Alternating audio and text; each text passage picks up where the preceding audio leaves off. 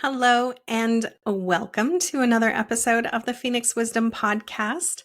I am your host, Janet Sandberg, and I help people figure out who they are, why they're here, what's holding them back, and how to move forward with clarity, confidence, grace, and ease.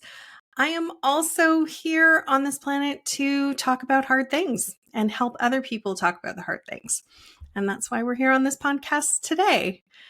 And today we are talking to Jamie Hughes. Jamie, welcome. Thank you so much for being here. Thank you, Janet. My pleasure.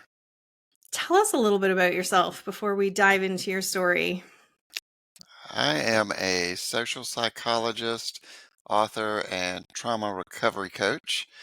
So I have my master's degree in psychology with a specialization in trauma, self-care, and resilience. So I use that academic background as well as my own personal journey and professional experiences in speaking, coaching, and writing.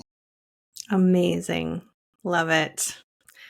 All right. So it sounds then like there's been some trauma in your life, perhaps. It's very possible, very possible. When I started college the first time for my bachelor's degree, one of my very first professors said, "If you don't know now, you will, that most people that go into psychology do it to try to figure themselves out." So he was definitely true in my case. And what were you trying to figure out? So mine goes way back, all the way back to childhood, as many people's does. Um, I was the child of a single parent. My mom and dad separated right after I was born, and so I only knew my mom as I was young and starting to grow up. I never even saw a picture or heard a name of my dad, didn't know I had one. Wow. Okay. And so it was just the two of us for many, many years, and along with my grandparents on her side of the family. But then when I was 8 years old, she had to have some medical procedures done, ended up going into the hospital for what was supposed to be a week. And my grandmother came to stay with us. And one Saturday morning, as I was watching cartoons, sitting on the edge of the bed, my grandmother came in and sat down and said she's not coming back. Oh, And no. so she passed away when I was only 8 years old. Oh, wow. Yeah, so that was Devastating. yeah, extremely devastating initially, in the moment. And I think probably for at least a few weeks, maybe a month or two after that, I was just in shock. I didn't really have there was no crying, there was nothing. It was almost like I was kind of frozen in time and the hmm world was just revolving. It kept going, but I did not. And my grandparents wanted to get custody of me, and they did for a little while. But when they applied for custody, the family court judge decided that if my father was still alive, that I should live with him Oh, because my God. that's what would be best for the boy, would be to live with his father, And he whom I had didn't never know at seen. all. No, had never even seen him, never even saw a picture. So I was sent and thrust into a whole new environment, whole new town, whole new family, new school, new everything. Wow. And so one trauma led to another, hmm which led to another and another. Um, my dad was emotionally and psychologically abusive as I was growing up. He made it very clear, very often, that I was unwanted, that I was worthless to him, an inconvenience. And that was pretty much the theme of growing up from the age of 9 all the way up till 18. Wow. Yeah.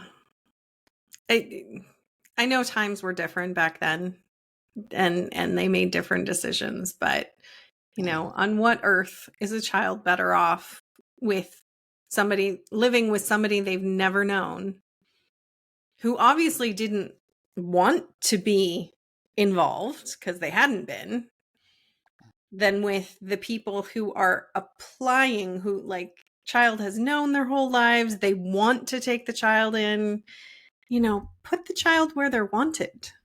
Yeah. Yeah, Not and I know there's certain considerations, but yeah, this was one of those where it it This doesn't make any technically sense. shouldn't have gone that way. Yeah.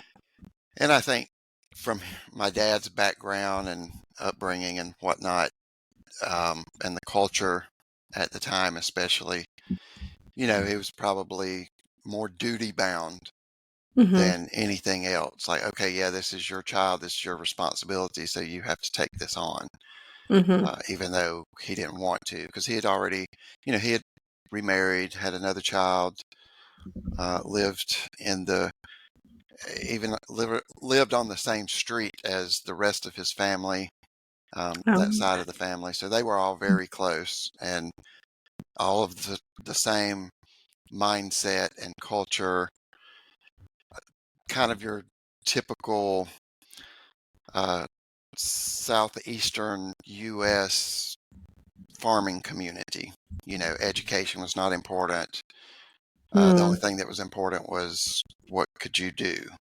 mhm. How could you work physically? Even Right. as kids, you know, we, um, we had to go work in the farm, growing up, which is not a Mhm. bad thing. I'm just saying Yeah. that was your It's not worth. where you came from. That's just what, and then Right, you're thrust right. into that when you're 9 years old. Yeah, I hated it.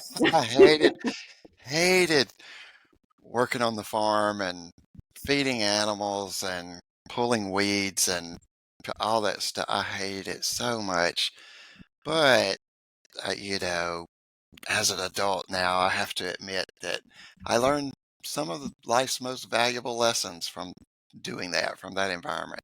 And I think under caring tutelage, under caring, family or job considerations, almost anybody could learn a lot about life from nature, from farming.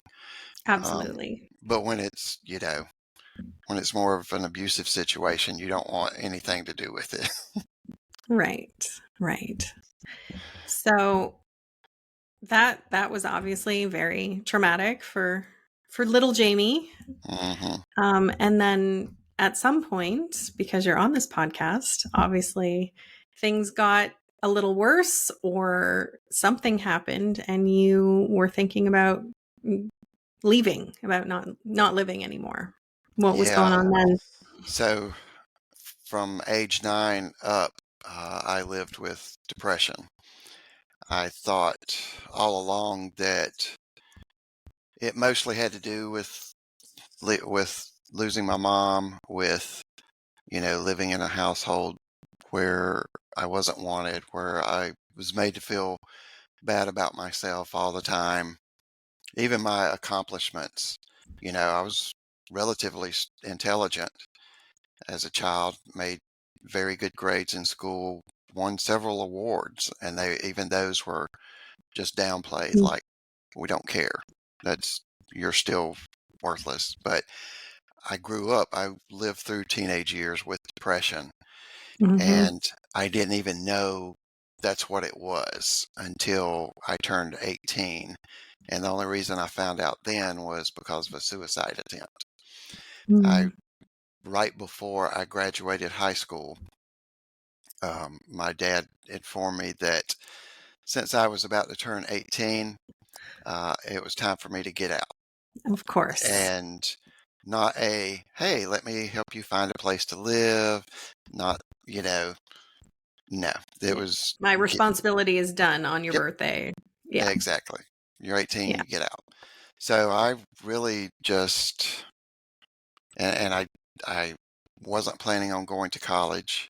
I didn't have any help or guidance in, applying for scholarships or grants or even getting into school, even though I had like very, very good grades. Mhm.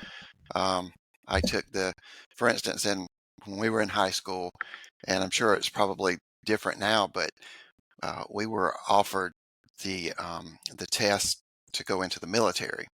You didn't Mhm. have to take it; it was voluntary. But the Air Force came through, and their recruiter said, "Yeah, you take this test, and you see how smart you are." And I was like, "Oh, okay, I like this. This is a challenge." So I took the test. It's called the ASVAB, I think, and Yep. I I was 1 point shy of perfection on the Mm. test. Wow. Yeah, and so they were like, "Oh, you can have any job you want going to the military." And I was like, "Oh, no, I didn't take it for that. I just took it just to challenge, see how Just wanted smart to I see how was. smart I was. I want to see how smarter than you." And because I certainly didn't want to go into a lifestyle where someone was going to yell at me, bark orders, and tell me what to do. I was trying to get out of that. Mhm. But the point being that even with that, I didn't have any direction, and so I reached a point where my best friends were going off to college after we graduated. I was getting ready to be kicked out. I didn't have any foreseeable future, and that was it. The pain, the darkness of the depression was just constantly weighing on me, and I just reached a point where I was like, I just don't want to be here anymore. Yeah. And so I was working third shift at a convenience store, Mm. and it was in a little small town. So after 10, 11 o'clock at night, that was it. You hardly had any customers. So I went in one night. I decided what I was going to do. As soon as the the rush, so to speak, ended and it got quiet, I went to the shelves and got 3 boxes of sleeping pills and took them all. So Oh I my took gosh. 36 sleeping pills and then just sat there and waited and waited and waited and waited. Oh no. And I felt kind of fuzzy, I guess. Felt not really even groggy, just odd. But I never went to sleep. I never even got sleepy, so to speak. And then Huh. probably about it was probably about 1 o'clock, 1:30 in the morning. A local police officer came in to get coffee, or something to drink or a Coke or something, just doing his rounds. And when he paid for it, he's looking at my face, looking in my eyes. He's like, "Are you okay?" I'm like, "Yeah, I'm fine." He's like, "You don't look okay." I'm like, "I'm all right." And he knew, Mhm. I don't know if he'd seen somebody on drugs before or what. I'm sure he'd seen like, alcoholics and things like that, but he knew Sure. that there was something physically not right. And so he Mhm. called EMS. And so by the time the ambulance got there, I told them, what I had done. And they took me to the hospital, did the usual stomach pump thing, didn't didn't find much at all. Found like a few capsules, Hmm. uh, but I think it's literally like three or four. And so the rest, they said, yeah, the rest's already in your system. There's nothing here. You- we found the empty 3 boxes. What did you do with the pills? I said, I took them. They said, you couldn't have taken them. There's no way you could have taken 3 boxes, 36 pills, and you're still awake. And we didn't find anything else. I said, yeah, I took them. So going from the hospital then to a mental health center for a month, that was the first time I was introduced to any type of mental health care.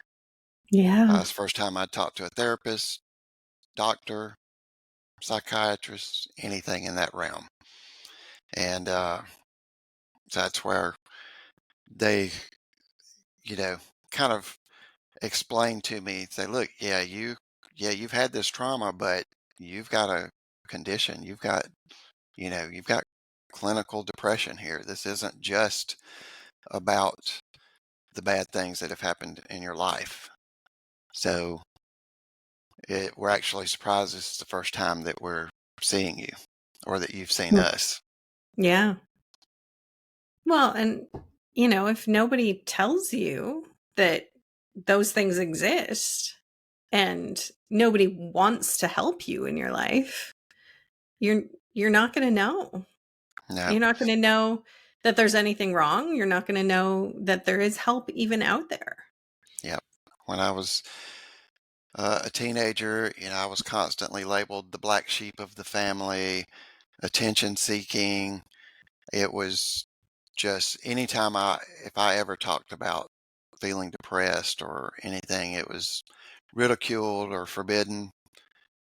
So there were definitely, no help provided. Mhm. And Yeah. I think a lot of kids experience that. Some people are very fortunate. They have parents or family that say, okay, we want to get you help. Let's get you to talk to someone. Let's get you to the doctor or something. Mhm. But then there are cases where, yeah, it's just not taken seriously. Yeah. Yeah.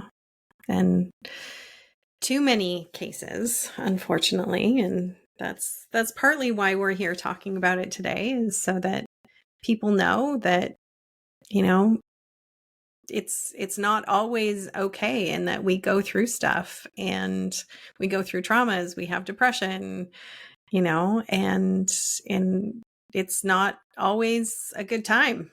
But it's okay to talk about it. It's okay to tell people that Hmm. you're not feeling okay. Telling the right people, obviously, somebody who's going Yeah, to be open and receptive yeah, and listen to you.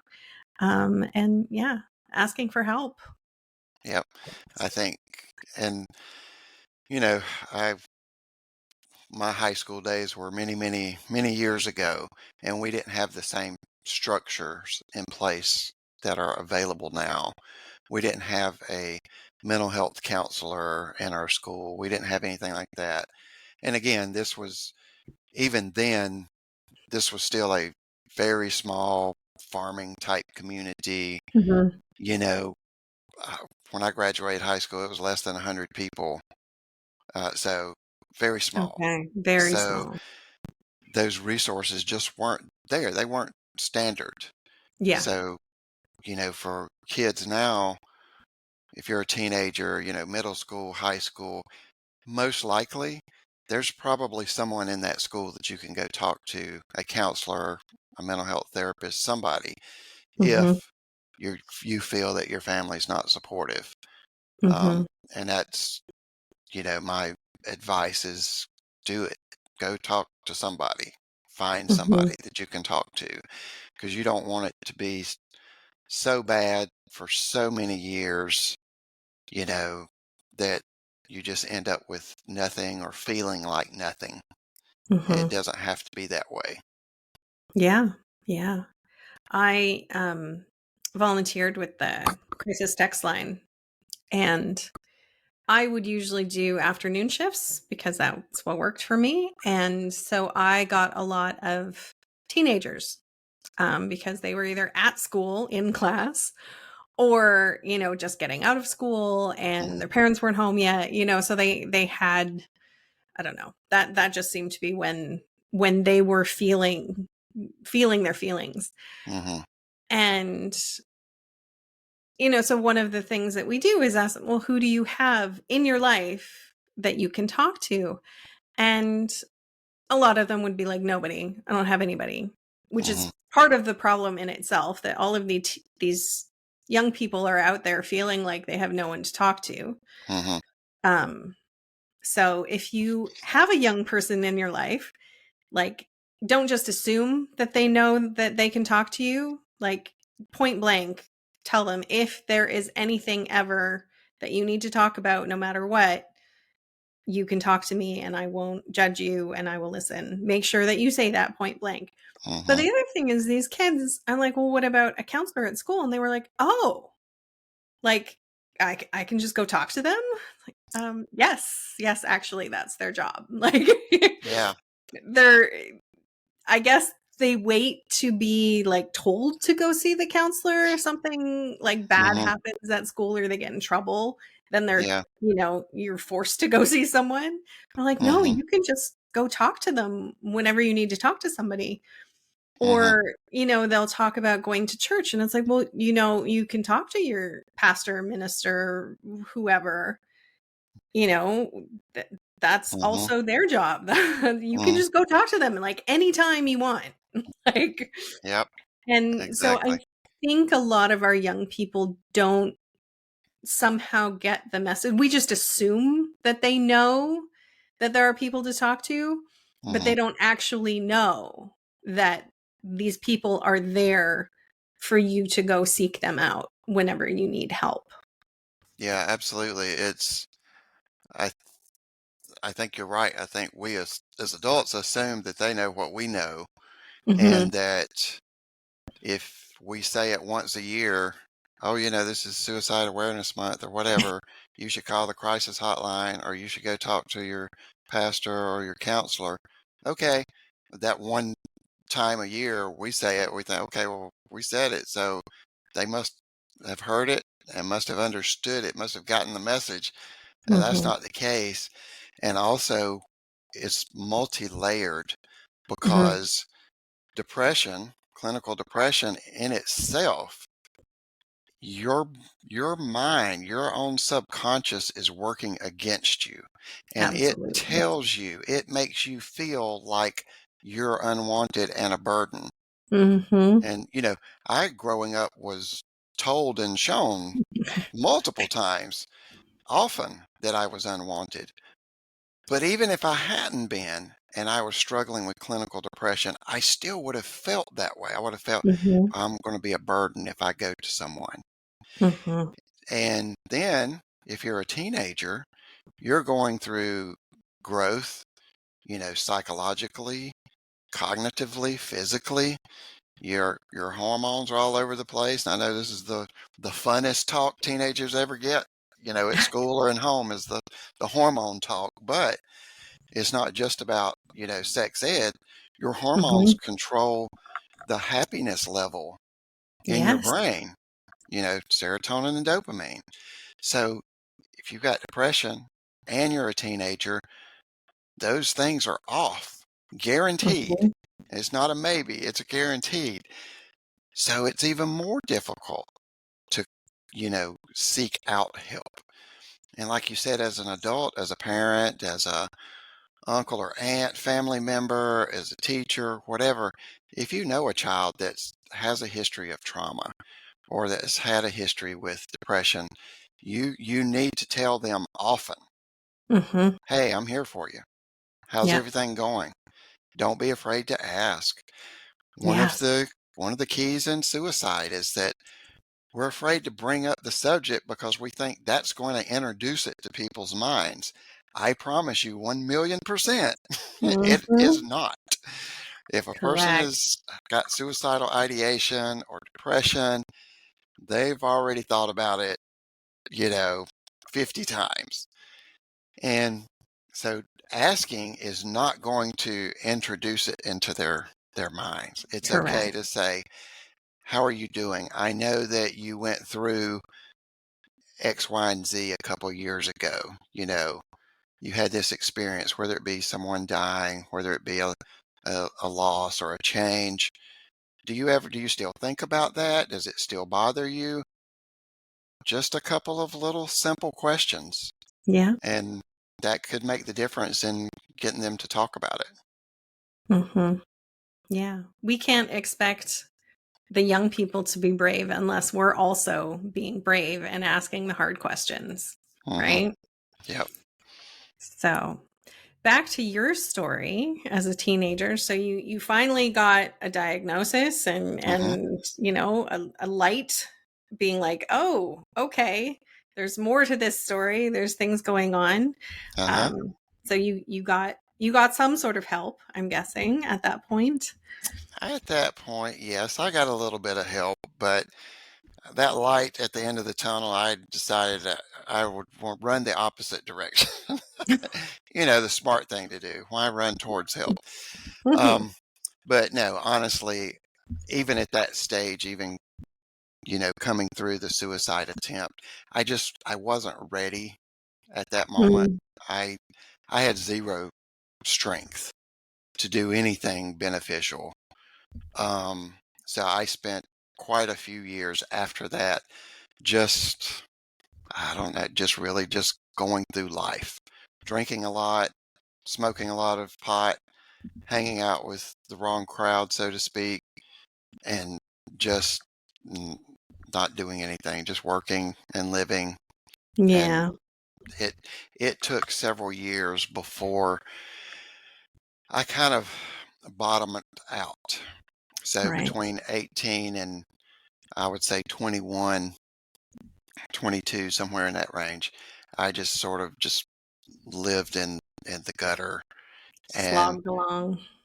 I eventually hit a point where I lost the job I had, which meant I couldn't pay for the apartment that I was living in, and I was going to be homeless very Mm. soon. Right. And I reached back out to my grandparents, my mom's, and Okay. so told them, "Hey, here's I'm kind of in a bad position. I'm going to lose this apartment, and I don't have anywhere else. You know, can you help me out for a little while?" And they, of course, graciously were like, "Yeah, come on. You know, you can live here." And they lived not extremely far away, but um, probably distance wise, maybe like a 45 minutes, an hour away from where I did. So I had to move. It Yeah. wasn't in the same town, but that was also actually a very good thing. Yeah. And so I moved in there, got a new job there. You know, being that I was in their house, I stopped drinking and smoking. I would Hmm. still go hang out with friends occasionally, Right. but the daily stuff came to a stop. They were actually helping me. I was eating, my grandma cooked, and I was like, oh, yeah, this is going to be great. You know, First real meal that I didn't have to get out of a box, for Hmm. probably a couple of years. And so I physically started becoming healthier. I started Mm. putting on Mhm. weight. I was, so that gave me enough to start, wait a minute, I need to deal with all this other stuff in my Mhm. life. And so I started going to therapy. And as I started going to therapy, I, was able to start getting stuff out, talking about the trauma, talking about the abuse, talking about growing up like that with the depression, got on medication. And once I kind of started the therapy and got on medication, and again, and also the physical health, and I'm going to come back to that, but Okay. that's an important piece. Um, all the pieces started lining up, and I was like, oh, I think I want to go to college. I want to study psychology because I want to know more about this. I want to know more about what Okay. I've been through. Because Yeah. now I'm hearing that even that early childhood trauma is what's affecting all of this stuff. Yeah. Even still today, at that time, I was like, this is still having an effect today. I was like, wait a minute. Okay, I've got to know more about this. And so that started my academic journey, which also led to my professional journey. Right. And the more I studied psychology, the more I loved it, the more I wanted to know. And then about halfway through that bachelor's program, I decided, yep, I want to be a therapist and work with teenage boys that are, Beautiful. quote, in the system, Mhm. foster care, juvie, all that stuff. That's what I want to do. Amazing. Um, it didn't stay that way. but that's what I thought at the time. But that Yeah. was that whole period of, like that, there's like that 4-year period where it was just a total switch in direction. And Yeah. still had a lot of healing and growth to do. But it Hmm. was it was the new birth. That was the phoenix.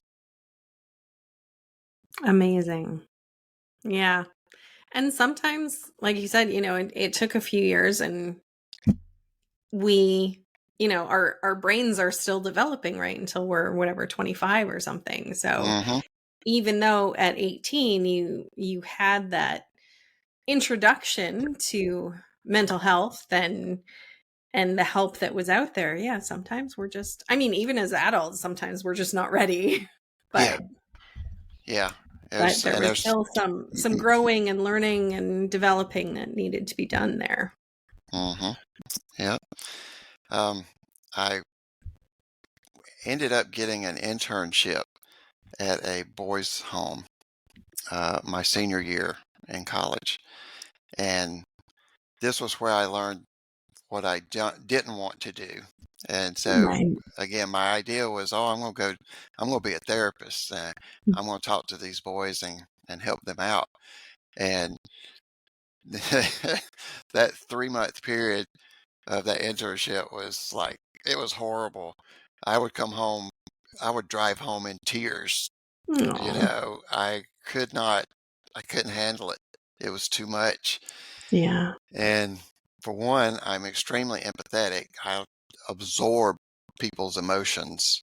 I'm a INFJ. I'm 1% of the population. I can walk into a room and out of 5 people tell you what everybody's emotion is, what they're feeling in the room. So it was very heavy. And as I alluded to, I was not healed yet, not Right. enough to do Yeah. something like that. But I still, had this desire to help people, to do something with the psychology. And so I ended up going into the nonprofit field, but in the area of program development and management.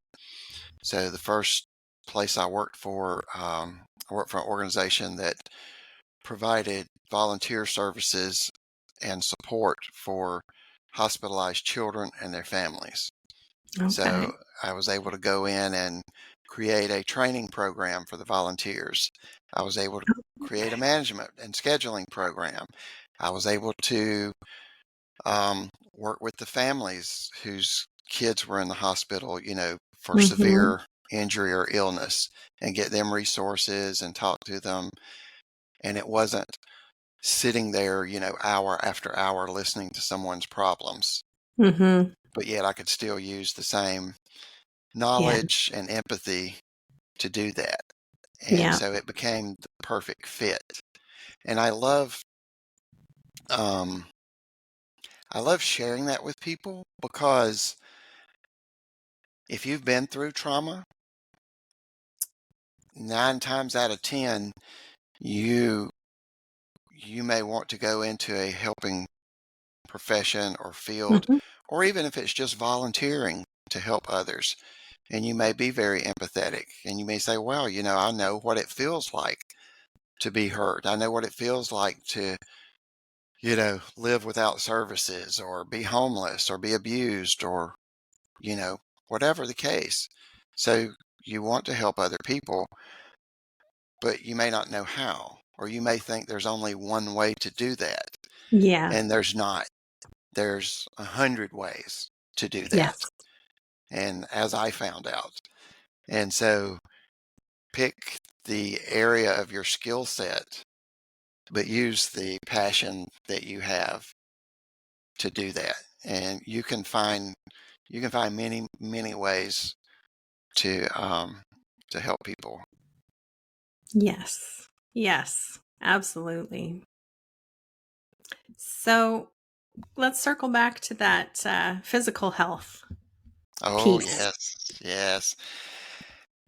I think as I've grown over the years and through working with different organizations in the nonprofit field. I've worked in the domestic violence field. I've worked in sexual assault advocacy. I've worked in education. Um, and I think this is one of the areas that we have sorely been lacking in. There's much more about it now. I would say literally within the last decade, we've started kind of coming to realize how important this is. But mental health care is not just about the mind. It's not just about suppressed memories. It's not just about hurt feelings. It's not just about being anxious or being depressed. The one of the groundbreaking books that we've seen in psychology is The Body Keeps the Score. And if Yes. this is not one you've read before, go get it today and start reading. It will Mm-hmm. turn on so many light bulbs. You go, wow, wow, wow. And anxiety is probably the easiest one to think about in these terms. If someone has anxiety, they don't sit and think, okay, here's this situation, and it reminds me of the past or this person, so I should feel anxious about it. I should Right. start acting weird. I should start feeling weird. I should, nobody does that. What happens is your body picks up on some signal, whether it be a place, a time, a person, a word, or something, and it goes into action first. You start Mm-hmm. feeling nervous. Your stomach gets upset. You start feeling hot. You start feeling afraid. Your body goes into action first. Then your brain's Mm-hmm. trying to figure out, oh, what the heck's going on here, Mm-hmm. Mm-hmm. And it's one of the things that makes anxiety so bad, because it's confusing, because you've got this reaction to something that doesn't make sense, you know. Yeah. But that's your body. That's that fight, flight, or freeze. Trauma is stored in the body. And when it doesn't just affect, like we said, your mind. It affects your nervous system, but it also affects your digestive system. Mm-hmm. It affects your immunity system. Um, Everything. Cardiovascular. If a person, there's a study back in the 1990s, and most professionals know this study, but it was called the ACEs, Adverse Childhood Experiences, and they made a direct connection between childhood trauma and chronic disease in adulthood. And if a Yes.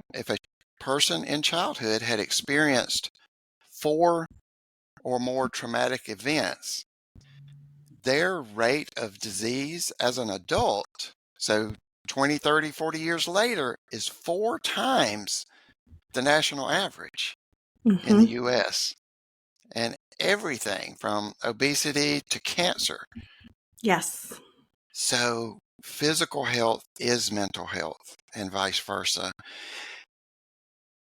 When you're trying to heal, when you're going through that healing process and you want to feel better, you want to do better, and you know it's because of mental illness or trauma, your therapy, that automatically sounds like a good idea. And it is. Getting on the right Mm-hmm. medicine, that sounds like a good idea. And it is. Do not leave out the physical part, the exercise and the diet. It is Yes. so, so important. You will feel so much better, and your brain will be well equipped to start processing and start managing the symptoms that you have, whether it be depression, anxiety, PTSD, ADHD, bipolar, everything, everything. Mm-hmm. Get on a regular exercise program. And we're not talking about, you know, bodybuilding. You're going to be Right. in wrestling and whatnot. We're talking about regular walking. Walk Mm-hmm. 3 or 4 times a week. Regular, going to the gym and doing just a standard routine. And Yeah. then eating, Just finding moving, out, moving your right, body. exactly. Yeah. Somatic therapy is what we call Mm-hmm. it now. And that term has become popular for that very reason, because we're finally catching up to the idea that physical treatment is a part of mental health treatment. Yes. Yes. And that's my TED Talk. Thank you for coming on. No, that is so important. And we don't talk about it a whole lot. You know, we talk about everybody's journey is different, and all of the guests that come on the podcast talk about all the things that they did to help them heal, but I feel like we don't talk about the physical piece enough. So thank Mm-hmm. you for including that. And yeah, that somatic word is kind of a buzzword now. If you're on socials at all, you see all sorts Mm-hmm. of somatic, this, that, and the other thing. So now people also know a little bit more about what that actually means. Yep. The physical, releasing the stored trauma in your body through physical exercise, and which also does include things like yoga. Hmm. Um, you know, yoga is very good because it incorporates breath work along with movement of the body Hmm. in ways that stretch your joints and the Hmm. muscles that support your joints, because these are the places that trauma gets stored. I've seen so many studies, I've seen videos, I've seen classes of especially women that experience sexual trauma, sexual assault, and go into yoga programs that are meant for therapeutic release. And when they get to the movements that open up the hip Hmm. flexors, tears come. Yes. And it's not because they're thinking of, okay, let me remind myself of this horrible experience that I went through, or maybe Hmm. even these years Hmm. of living through this. It's because it's stored in the body, and the It's the body emotions that remembers. are stored in the Right. body. Yeah. Yeah. So And yeah, the same it's, thing can happen even if you just go for a massage. yep, I massage. I trained as a massage therapist, and that was part of what we were taught. You know, people might start crying on your table, and all you're Uh-huh. doing is just giving them a regular massage. Yep, And absolutely. that's why, is because we're allowing the body and the muscles to relax enough to Hmm. release that tension that's been stored there forever. Right. And if it, and if you think about it on the scientific level, most of that has to do with cortisol, because cortisol is the hormone in your body that's released when there's an emergency. It's part of that fight, flight, or freeze um, response in the body to stress, to trauma. And so, if it's released enough, so like if you experience abuse as a child, it's probably not going to be just one time, one Hmm. day that you were abused. But if you experience that over and over again, that cortisol is released so much that it basically gets stuck and stored in the body. So Hmm. the yoga, the massage therapy, those things, that somatic Yeah. healing starts releasing some of that. Yeah. Reiki is also really good for that. Yes, Reiki, Yeah. energy healing. Oh my gosh, yes. I just read this paper. I was so happy. I read this scientific article the other day that was talking about how we now know for a fact. So it's been talked about for a while, but now, they can prove it, so to speak, I guess, Hmm. that your heart actually has an electric pulse. So Hmm. not just the physical beat, but it emits electricity. Now they know for sure, they can measure it, and it emits this electrical pulse about 3 feet from your body. Correct. And so part of Reiki then, whether it's incorporating actual touch massage or just energy movement, Hmm. helps that. It helps stabilize the actual energetic pulses in your heart, which helps regulate your nervous system. It was so Yes. exciting when I read that. I was like, yay. Yay, finally. Yes, They're catching up to what we already know. I know. And we look back in history and we're like, wow, all these ancient cultures, they did all this stuff. And wow, what did they know that we didn't know? Well, they knew that to spend that time outside in nature, Yeah. to be in the sunlight, to be on the bare ground. Hmm. And they didn't know why necessarily, and they might have. We don't know for sure, but they didn't know that your body would get electrons from the earth by standing barefoot on the ground, and that would help Hmm. regulate your nervous system. So yeah, Yeah. there's so many things that have just sort of come full circle back to nature. Yes. Yes. Amazing. One last question for you today, which is one piece of advice that you would give to somebody who was struggling and thinking about ending their life. I would say definitely you're not alone, and I know that people say that all the time, but you're not. I've been through it personally. There's thousands and Me thousands of other too. people that have been through it. Yes, it's not easy. And I know you just sometimes want the pain to stop. It can. It takes some work, but you can do it. And if nothing else, think of it this way. You have more resilience than what you think you do, because if you're hearing this, you've already made it past 100% of the things in life that have come against you. Yes. You've already beaten everything in your life that has led you to today. So you can do this. Beautiful. Thank you so much. Thank you for so much for you got me all flustered with that. It was so beautiful. Thank you for being here today and sharing your story and your wisdom with us. I appreciate you. My pleasure.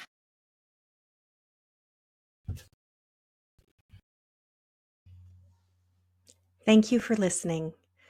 Remember that you are loved, you are worthy, you are valuable, you are meant for more, and that it really does get better. If you are in crisis, there are numbers that you can call or text to get the help that you need. That information for Canada and the US is in the description below each episode. If you are in immediate crisis, please call 911. We love you, and I hope you'll listen again.